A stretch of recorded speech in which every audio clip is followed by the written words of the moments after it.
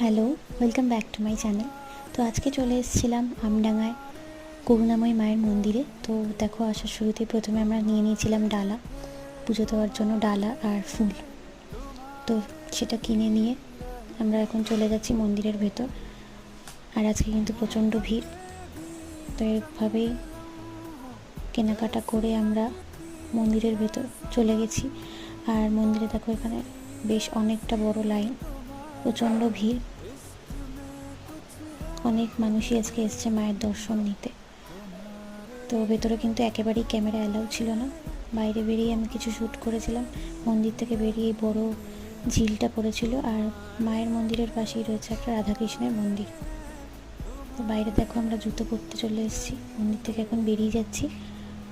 আর আশেপাশে এরকম বেশ অনেক গাছপালা রয়েছে।